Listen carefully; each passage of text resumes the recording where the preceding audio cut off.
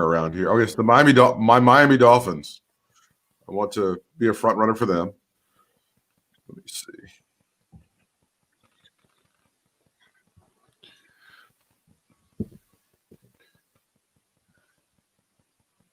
So the two episodes we watched of West Wing last night, Josh Lyman makes about 5 different smart ass references to the Hartford Whalers. I did see. Yeah, I remember that one. His bitterness over the fact that they were already gone by then. Right? It was the North Carolina versus Connecticut thing, right? Because it was about the Bill of Rights or something like that. Yeah, they stole. I mean, I remember that's a story. I don't even think that's resolved yet. I think that's one of those. The woman who's representing North Carolina in those negotiations is Bellamy Young. She goes on to be on the TV show Scandal, and she plays the first lady. Well, at least somebody had a career after that show. Yeah, nobody else did anything. God Almighty. What was I watching? Oh, I watched the assassination episodes last night just to redo them. And how are you enjoying the flight attendant? Oh, I saw a little bit of it. I noticed someone was only 1 episode into it. Yeah, it's not that good. I created my own profile. I didn't want to bother you guys anymore.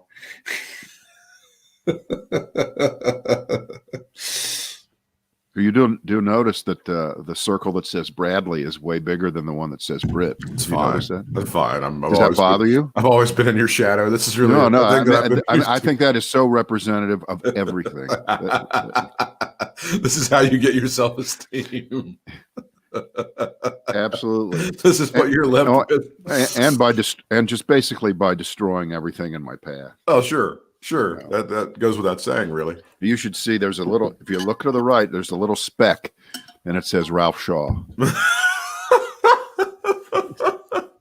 don't know what that means. I don't either. I have no idea what any of that means.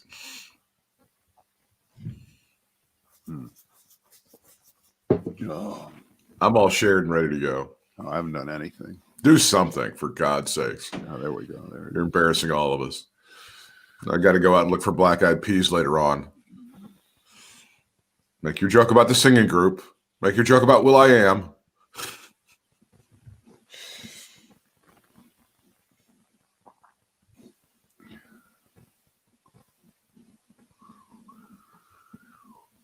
There's our buddy Michael Myers retweeting us already. Hello, Michael, on the Twitter machine.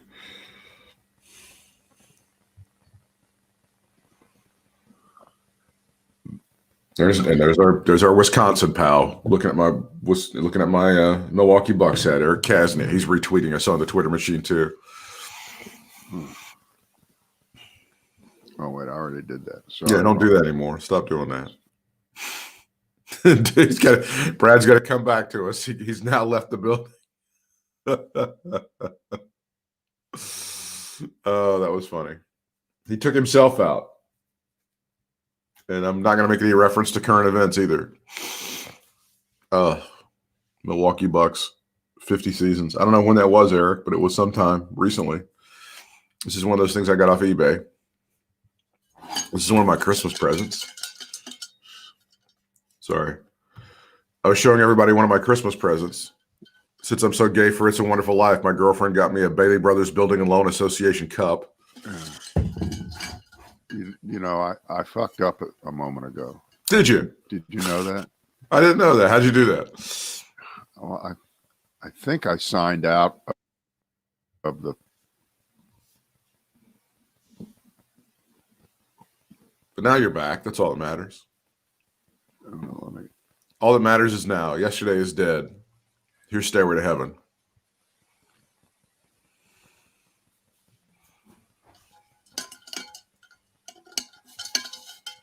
Old George Bailyovsky. Oh, Mossback George. Yeah, see, we're having trouble. I'm gonna have to. Can you hear me? No, I can hear you fine, but on the share on my page is I blew it. I wrecked it. Oh, well, look on mine then, or look on the Brad and Britt one, because it worked the first time around. Yeah. What are these things? Polar Camel. Let me try it one more time. Hey, stick around, Ashley. You might learn something.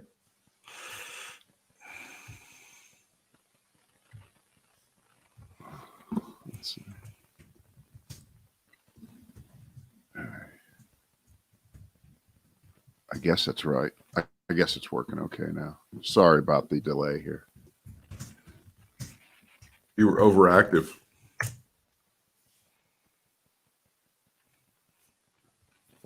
What did I tell you? I had my Sprint bill cut by $40 a month. Oh, you were telling me that was going to happen, so it finally did happen. Yeah, did I tell you how it happened?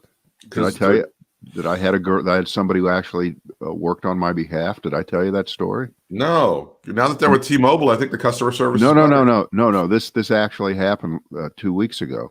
Oh. They had. Sometimes you get those text messages that look like they're about to come and take your house. Okay, Yeah. You haven't done anything wrong, but I got one of those. So I call them up, and she's looking at my thing. I said, "Well, I don't see any problem. I don't know what they're talking about." And I said, "Okay, well, I just wanted to call to make sure there was no problem." And she says, I could cut the price of your bill by $40 a month. I said, "Oh, really? How? What? Well, we would just change the kind of account that you have, the kind of plan that you have now, and all that would happen is you wouldn't get free Hulu anymore." Oh, there you go. Now, of course, my next response was, I didn't even know I got free Hulu, and I didn't give a shit that I ever did get free Hulu. And you mean I've been actually paying for what apparently isn't free Hulu? Because if you get rid of it, I get $40 off my bill. It's true. And she said, yeah, but she did me a favor because, normally they would just never say that, right? And they would just let me keep paying on. Of course. Anyway, so she did it, and I am now. Work. That was pretty nice. That doesn't suck. She probably is going to get fired for that, right? Yeah, she's done. She's history. Yeah. Wouldn't it be great if they worked on commission based on how much they saved people instead of how much they sold people? Wouldn't that be like the greatest? If they did, this woman would get and that $40. You know how many rupees that is? See what you did there. Yeah. Okay. Are we ready? We're ready. Okay.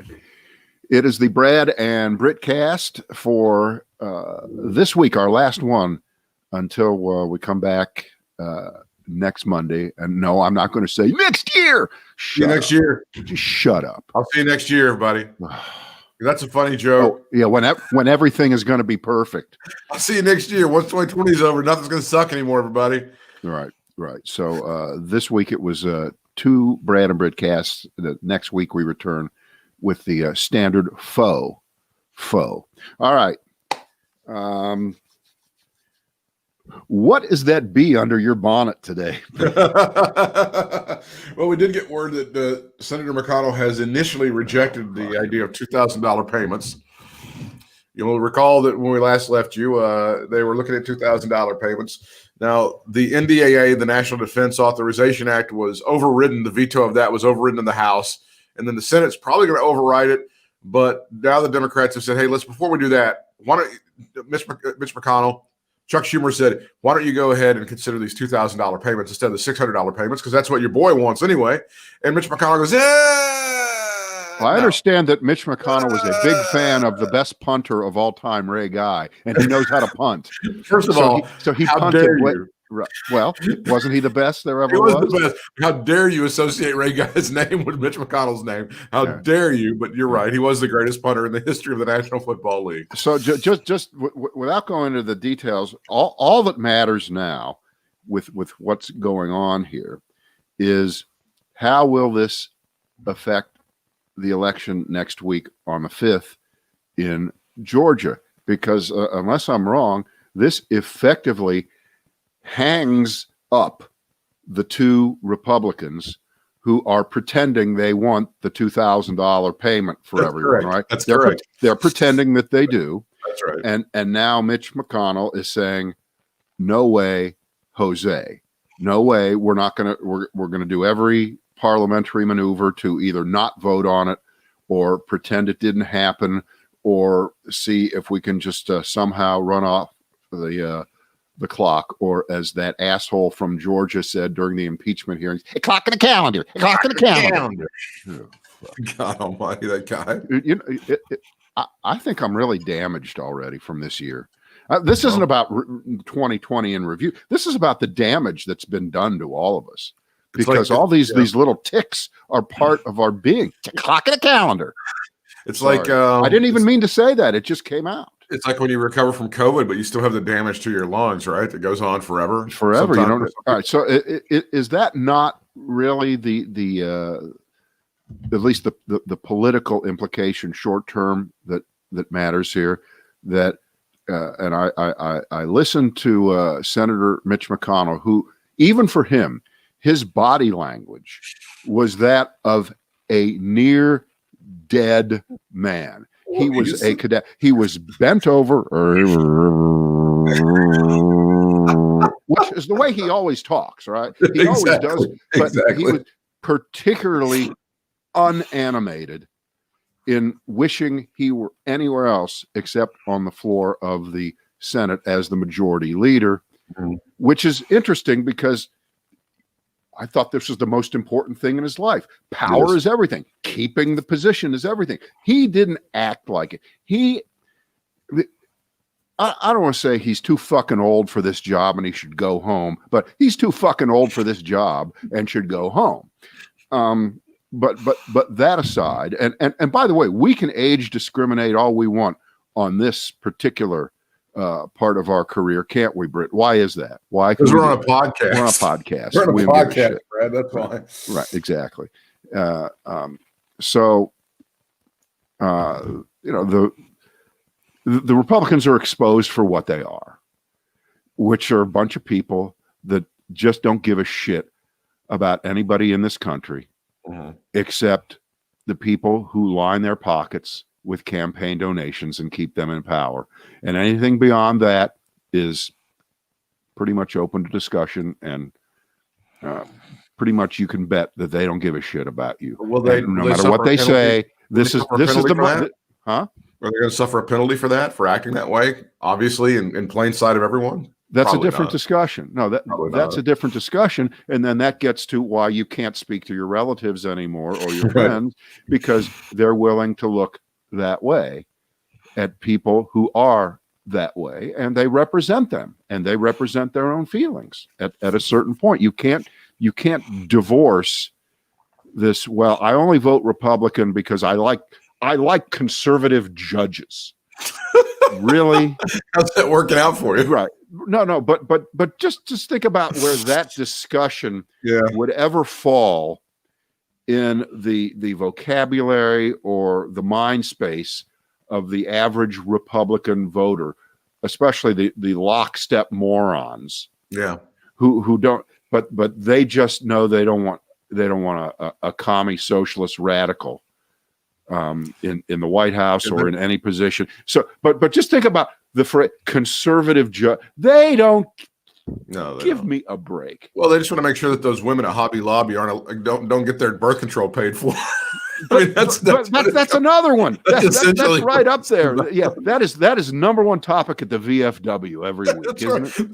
That affects how my family is able not to get kicked out of their house in December of 2020, is whether the guys at Hobby Lobby are getting their birth control paid for or not. So that gets us back to the reality of elections and the politics of the country, and the Republican Party in particular of the last 40 years, starting with Reagan.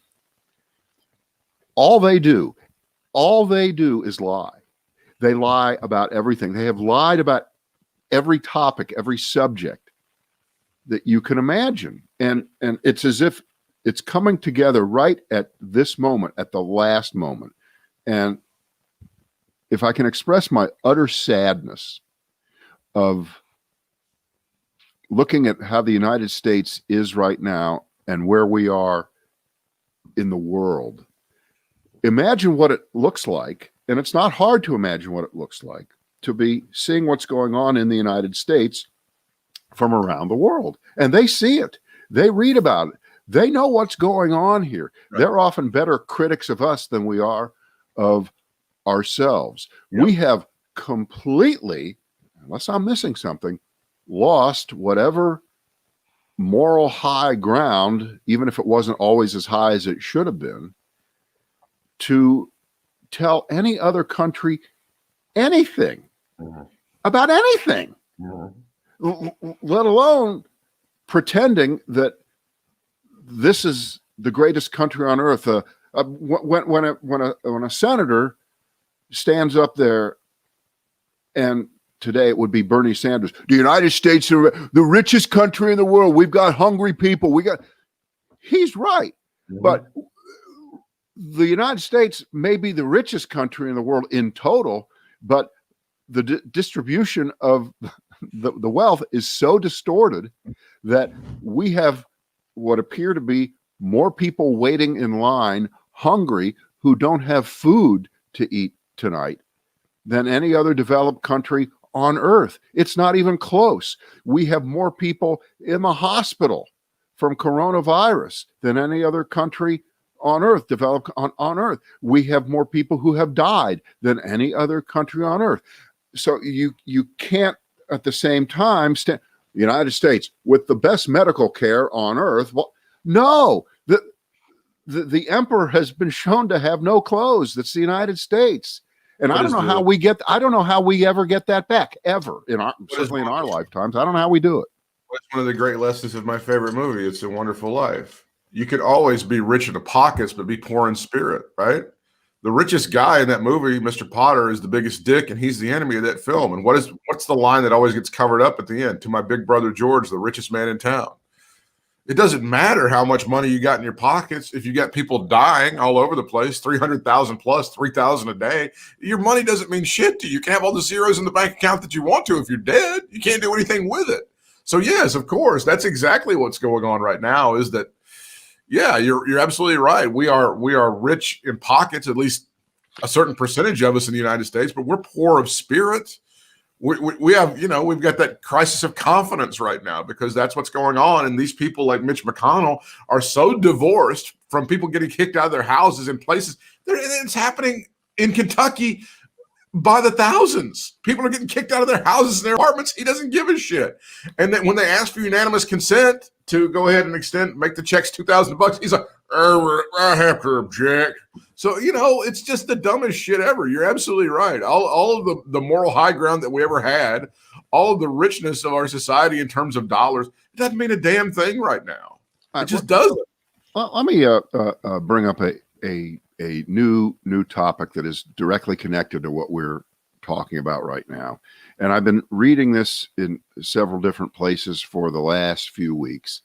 And I think we should at least go on the record and get it out here for a moment. Because as you know, again, back to 5 minutes ago, the Republicans, they just lie about everything. That's how they win elections. That's how they distort. It doesn't matter what topic it is. That's how they win. They're better at it than Democrats. So therefore, we have a minority government in this country, in effect, running the show. They're trying to make it even more so. Right. We have, the majority of people do not vote for Republicans across the country most of the time. And that right now does not seem to matter. And yes, at the presidential level, which is the only office you can vote for that isn't geographically gerrymandered, but it almost is in its own way by the Electoral College. Right. It's close. Trying to screw we managed to eke that out by less than 100,000 votes in those 3 or 4 states also. So it was closer than anybody thought. Not without the Republicans trying to steal it and continuing to try to steal it. But it was hardly a landslide. Okay, it really wasn't. But that being the point, what would be the greatest example of projection of the last few months if it turns out, as it looks to me like some of the evidence shows? It would be that it isn't that the Democrats stole the election from Donald Trump, that he was a victim, that he should be the president. It would be that someone like Mitch McConnell got reelected. And if you look at the election that he was in Kentucky, it's pretty striking, the numbers. Mitch McConnell had an 18% approval rating in 2017. By the election a few months ago, that 17% approval rating zoomed all the way up to 39%. He had a good 3 years. I think we could all agree that he really turned it on the past 3 years. And how did that translate on election day? He beat Amy McGrath, the Democrat, by 19 points. All right? Yeah. Now, remember, it's likely, if this is true, that the Republican charges of Democrats cheating in elections across the country may be as much about the fact that it gets you to not look at what they do on election day or with election results. Because in Kentucky, Mitch McConnell won a whole bunch of counties and places that normally vote heavy Democratic. Now, yeah. I'm sorry, there's absolutely no reason why that would happen. Mm-hmm. All right. It just would not happen. And if you look at the county by county map, the red blue map of Kentucky, Kentucky is 100% red except for 3 places: Louisville, Lexington, and Frankfort. The rest of the state is totally red. Right. There is a county out in the middle of nowhere. You've never heard of it. It's called Breathitt County, Breathitt, Breathitt. And there are 9,500 registered Democrats and 1,500 registered Republicans. Okay. But somehow, where the Democrats have 9,500 registered voters, they only got 1,650 for Amy McGrath, the Democrat. And Mitch McConnell, remember, in a county where there are only 1,500 registered Republicans, he got 3,700 votes. And he, of course, won that county. So he won 67% to 29% in a county where it's about a 4-to-1 advantage for Democrats over Republicans. Now, come on. What's the explanation? Is there an explanation for that? Yeah, they cheated. I mean, there's a whole bunch of counties like that. I mean, in other words, this was not a historic broken contest, super close in Kentucky. Well, actually, yes, it kind of was, but then on election day, it turned out not to be. That's all I'm going to say. Next topic. So we're not going to go with Guardian and all this, or the ties to China and all this other stuff. You're not going to do any of that. I'm just saying that when it comes to cheating in elections, nobody is better at it than Republicans. How do they manage to fend off charges or the truth of that? They charge the other guy with what they're doing. That's crazy. That's how you do it. Right. So next topic. Mitch McConnell is essentially just pushing his food around the plate. Eventually, the $2,000 checks are going to go out. He's asking that there be consideration of some other things that the president was looking at, including that Section 230 that the president's been screaming about, that shields, I think, social media companies from liability, something like that. That's one of the things he's talking about. If you had any degree of seriousness of thought about anything, he would realize that he's pushing for the kind of regulation that would certainly allow Twitter and Facebook to censor everything that he ever tweets or puts up on Facebook. Right? Right. That is what he wants. But he doesn't realize it because he thinks that any attempt to change the rules that have been in place for 30 years, really before there was Facebook or Twitter, to protect companies from being sued for shit that's on their platforms. He thinks that because all he listens to is Fox News and reads right-wing bullshit, that Google and Facebook and Twitter are prejudiced against conservatives, and he thinks that this would fair and balance that. But what it would do is get rid of people like him. He doesn't even know that. That's how stupid he is. So the Democrats, it just like Nancy Pelosi, she's like, she called his bluff last week on the $2,000 payments, and then the Republicans finally had to go ahead and put those through there. Shouldn't the Democrats just go ahead and say, fuck it, just go ahead and pass it, and then eventually people like Donald Trump have to go away? But again, that's just one carve out of what would happen, and I think this could be a definite case of be careful of what you wish for. The only thing worse than the Wild West that we have right now is, the kind of regulations that we might regret down the road. So, and by the way, to pass something in the heat of what Donald Trump wants, I'm just guessing you might want to reevaluate that. Yeah, so far they've been smarter at every turn. Chuck Schumer and Nancy Pelosi. Let's be honest, particularly since Nancy Pelosi got the gavel back in early 2019, she has kicked Donald Trump's ass 6 ways till Sunday. Every time they've negotiated anything, she has kicked his ass every single time. And even when she was in the minority, when she was the minority leader, she was popping that guy like you couldn't believe, right? I mean, there was a period there where she was actually president, I think back in 2019, at least for the first 6 or 7 months of the year. Yeah, but it's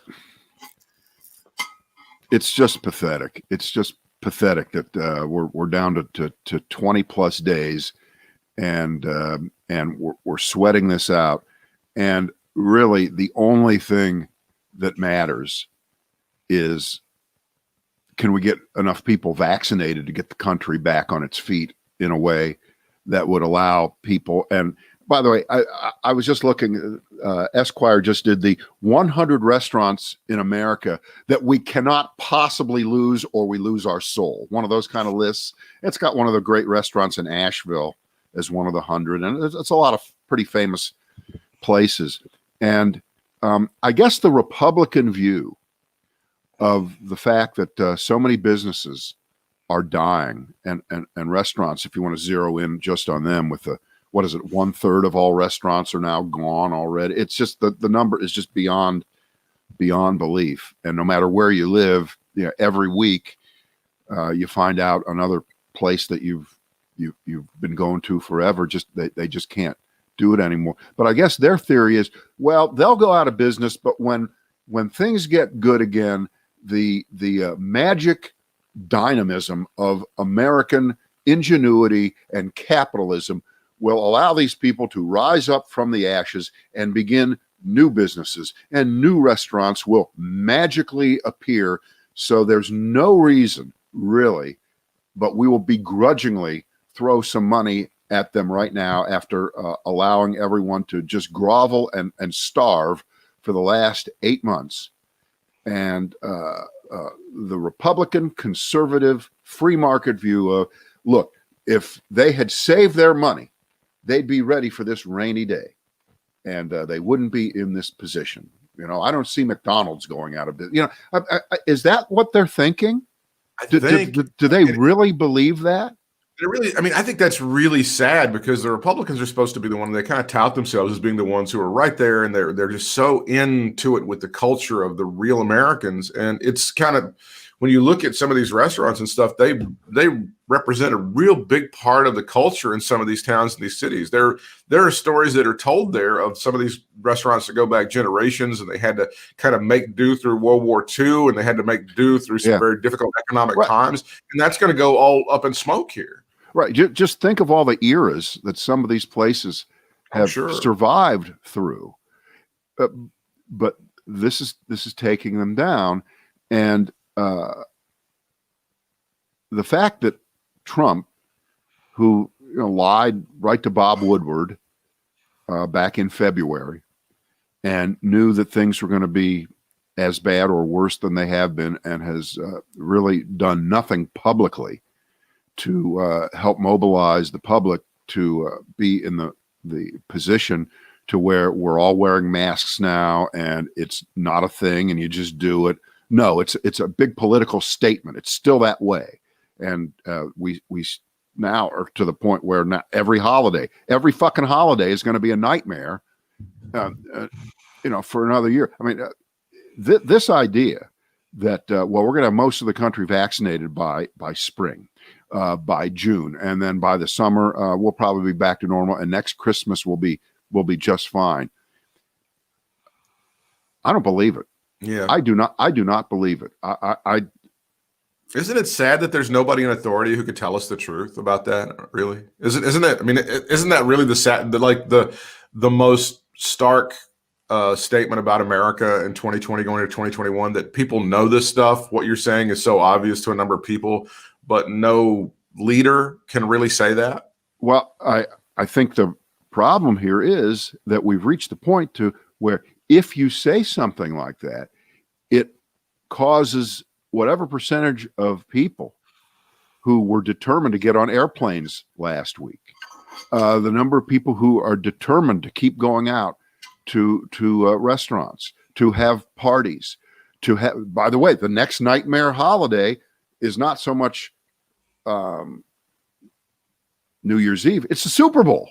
No. Oh my God. You telling, and I'm going to tell you right now, Britt, we can't do it this year. Yeah. No, we just can't do it this year. We have been watching the Super Bowl together with a couple of other guys for what, 20 years? a long time. It's been 20 years, and we just can't do it this year.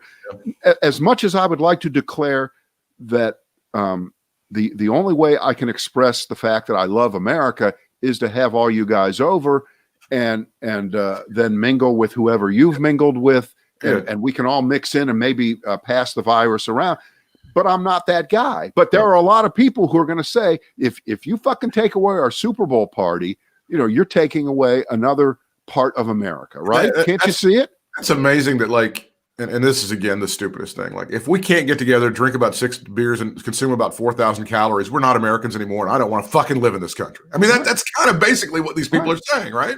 If I can't feed myself about 20 hot wings and make myself go into a convulsions and a stroke, and maybe go ahead and make my, start taking a statin the next day, then I don't know exactly what's going on with this country. That's the saddest thing. I mean, people are saying that is the essence of this country. But the point is, now we're until something changes, and it doesn't look like it's going to change. The more you're open and honest about what really needs to be done, the more you have a section of the country that's going to resist and say, no, you're not going to stop me from living. That's exactly right. Well, you know what's going to stop you from living?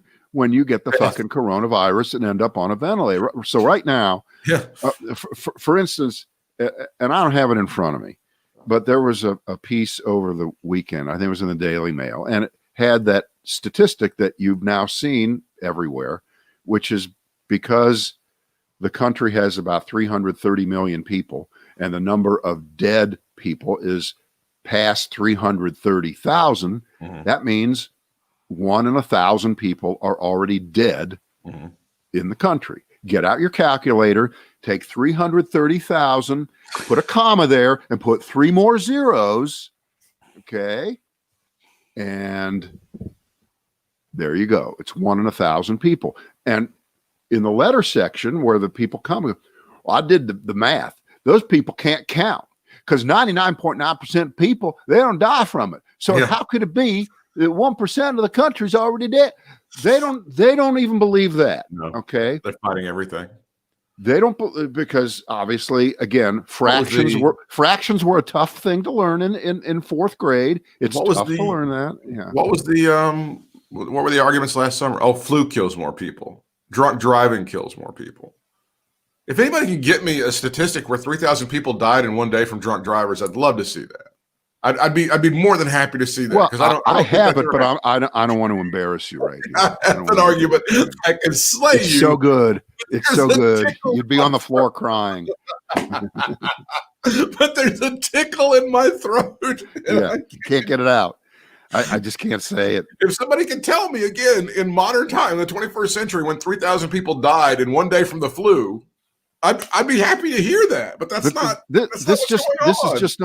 is not a comparison game anymore. If you don't believe,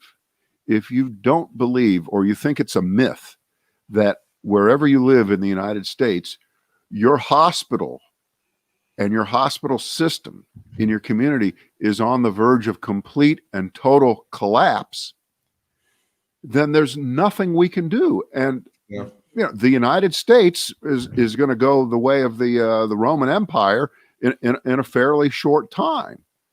It feels that. I mean, I was talking about that. It doesn't feel that way. Like we can't stop ourselves. It's one thing, okay, if you have you're addicted to food and you keep cookies and you go grab a cookie damn, you shouldn't do that. Yes. That's different. That's a little bit different, because I'm not shoving cookies down your throat. I don't endanger you by eating the cookies. No, but we cannot convince enough people that and it's not a cliche, but to say that if everyone around you isn't safe, then you're not safe, or if you're not safe, everyone around you isn't safe. And if you don't pay attention, we're all in this together, I guess that's just too banal. It's just too boring, not exciting enough. Well, and when you look back in history, you look at these great, all the great societies that have collapsed, whether it was the Greeks or the Romans or whatever it was. Wasn't it always because it was like the people just got completely ignorant? I mean, it feels like this is what it is. We are just determined. What we're addicted to is ignorance, and it feels like we're just determined to just run off the cliff. One guy runs off the cliff, another guy says, "I think that looks like fun. I'm going to do that," and eventually, people are just running off the cliff and dying. Right? I mean, that's what it looks like to me. I can't explain it any other way. It's the saddest thing to see this happen. The other thing that Mitch McConnell, the other bone that he's throwing to the president is, the other thing that Donald Trump wanted to look in was this election security. And we're going to address that before we start looking at these $2,000 payments. So he doesn't even mean that. He doesn't mean. Why is he throwing this? It's very clear that Donald Trump is completely impotent. They overrode that veto of the NDAA in the House. It was like 4-1.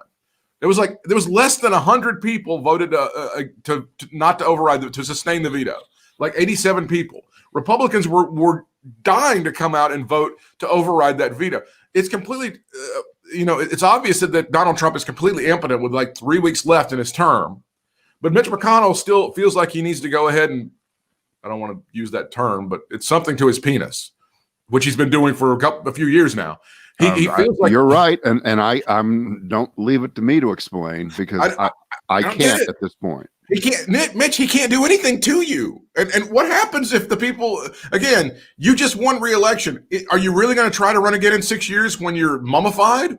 Because it kind of looks like you are right now. And even if you piss off some of the voters in Kentucky, what, you only win by 10% next time? I don't understand. Don't you think the people in Kentucky in 6 years will get over the fact that you really defied Donald Trump on this fake election thing? Of course, the fake election thing does work out for Donald Trump, as you mentioned, because he would like to sow the seeds of discord when Democrats legitimately win elections in the future and say that they're fraudulent. Mitch McConnell would love to be able to do that. And he'd love to be able to do it with the same voice that Donald Trump had, as ignorant and stupid as it was. But I don't understand why he's still capitulating and saying, well, before we look at these $2,000 payments, we need to look at Section 230 and also look at the election. That's what he's doing. But he's pushing his food around the plate. And while he does that, people suffer. Just like with Donald Trump when he was doing his shit about, we don't need 600, we need 2,000, and that delayed an extra week of benefits for unemployment people because he signed the thing into law on Sunday night anyway. He did exactly what he was supposed to do and what he said he wouldn't do. But those guys who were on unemployment, they missed a check. What does that mean to him? It doesn't mean shit to him. To them, to the people who missed the check, it means, I don't know, feeding their kids, maybe not being evicted from their apartment. These guys are so completely out of touch. There's a lot of people in Washington that are completely out of touch with what's going on in the country and how average Americans live. I'm not going to say that every Democrat, Chuck Schumer, understands the plight of the average American. I'm not going to say that. But right now, it looks like he's a hell of a lot more in touch with what people are going through than Mitch McConnell and Donald Trump are by a long shot. It's unbelievable. It makes my heart hurt. It makes my head hurt to see what these people are going through. In this final, but the money's going to happen.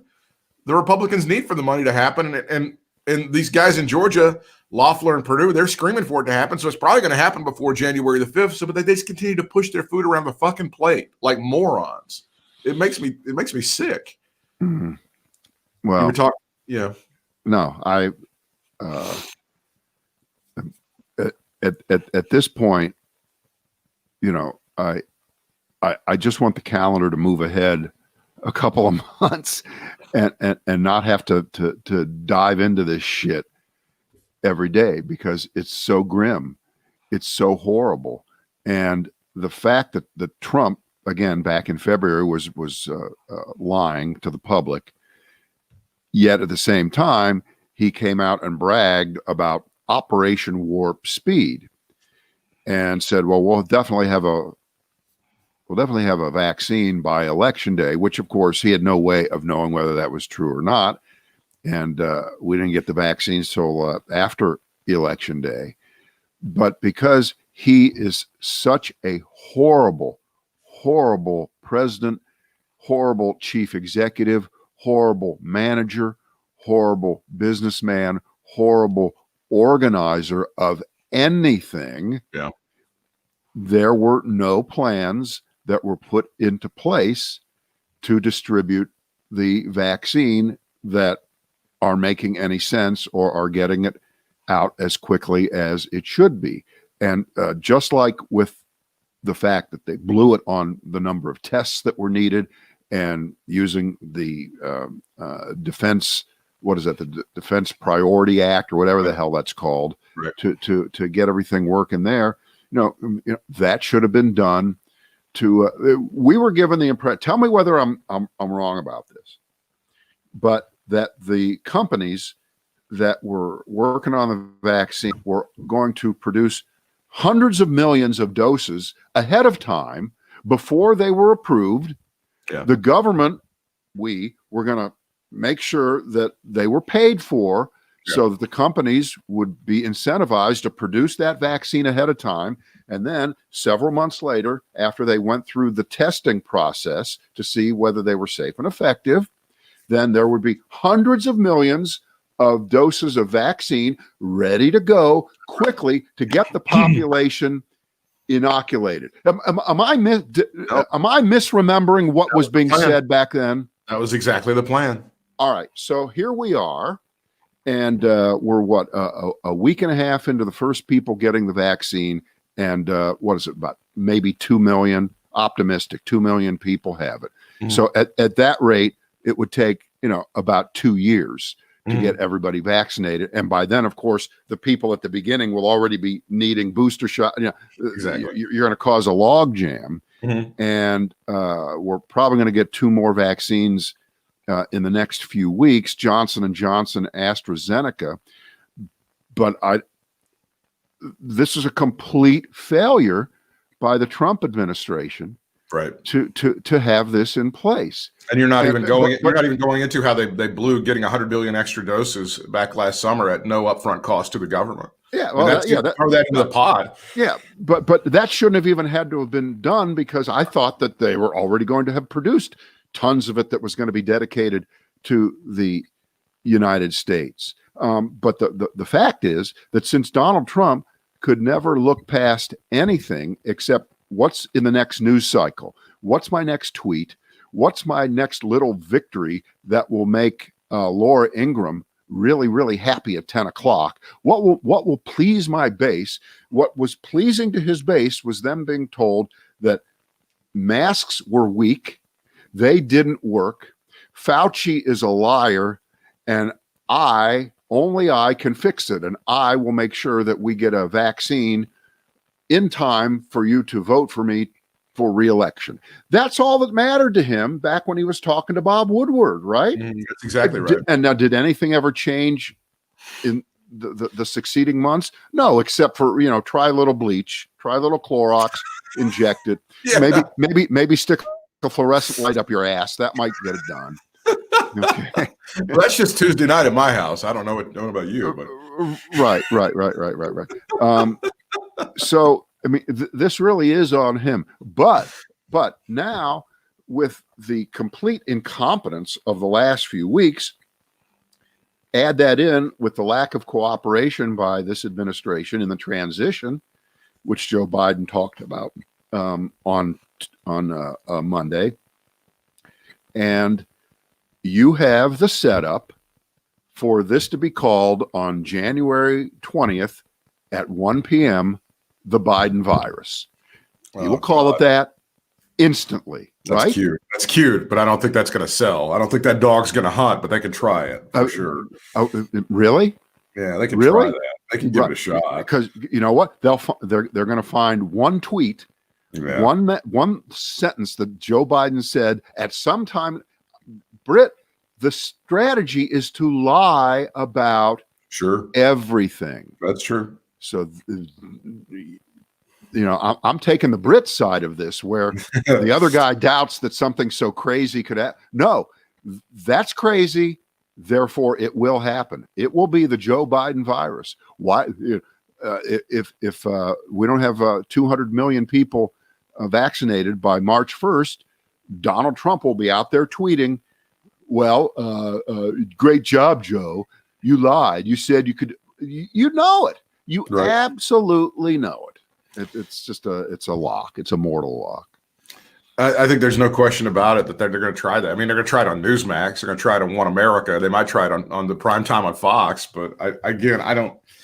We got this word from the Biden administration, President-elect Biden, saying that he has been obstructed by the Department of Defense in the transition. So as much as we've been congratulating the military for standing up and saying, no, Donald Trump, we're not going to be handing the football over to you. You don't get the nuclear codes on January 21st, right? Here we have the Pentagon standing up, and they're kind of slow rolling the Biden administration out of spite, I suppose. I don't know. I do know that I think you're completely misreading that story, Britt. Biden admonishes the administration over obstruction. Right now, we are those are the information we need. But he's talking about the political appointees who are at the level where they have to hand off the knowledge that they have to the next group of political appointees by Joe Biden. This isn't the military itself. They only take orders from the civilians who control the military. This is not an attack on the military, Britt. Well, it's not the military lining up with Donald Trump to I understand, but I think you got that one wrong. Well, when he says the Pentagon, I think the military, and that's what he's saying is the Pentagon. But that's fine. If it's just the political appointees, that's fine. But it's still it's out of spite, and it's harmful to America's security. Over and over again, have shown they're willing to sacrifice America's security to try to, out of spite or out of loyalty to Donald Trump. But you're talking about the Trump administration, not talking about the United States. I'm not going to talk about the military siding with Donald Trump, but I'm going to talk about in particular how these people have decided that they're going to sacrifice America's security to try to stick one in the eye of Joe Biden. Oh, that's absolutely true. That's absolutely true. But it's those flunkies that Trump has put in there who are slow rolling all this kind of information. It's ridiculous, though. It shouldn't be happening. And where again are the Republicans who supposedly care about the security of this country? People like Lindsey Graham, for example. Again, you have to understand that there's a significant portion of the Trump base that are being fed the idea that that Trump's going to be the president on January 21st.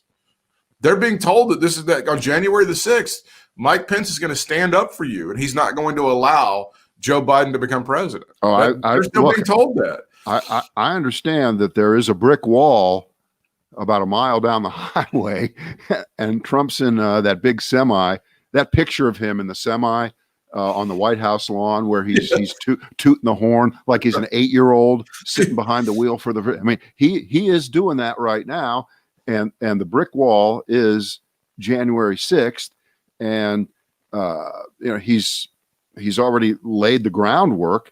He's softened the soil to go after Mike Pence right now, who I don't know. You can make the call whether he or Pompeo have been the biggest long-term suck-ups still in the administration in a high position to Donald Trump. And he's already turning on Pence because Pence won't commit one way or the other as to what he's going to do, which is, talk about sleazy and slimy. Pence is the worst. Pence has no conscience, no degree of morality, no sense of decency, and no allegiance to the United States of America, because he has not said on January 6th, I will do my constitutional duty. Think of what a difficult thing that is to say. That is so hard. I swore to the Constitution to Right. uphold it when I took the oath as vice president, and I will do that.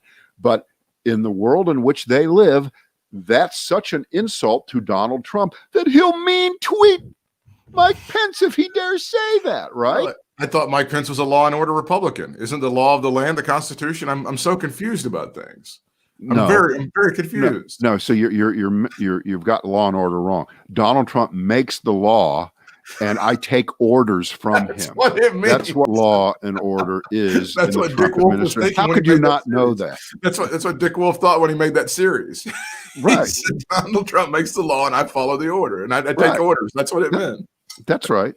That's right. That's right. All right. We'll end on that note. We've really set the table here, haven't we? I think we have. Let's tip it over. We'll see you next year. Yeah. Happy New Year. That's funny. Law and order.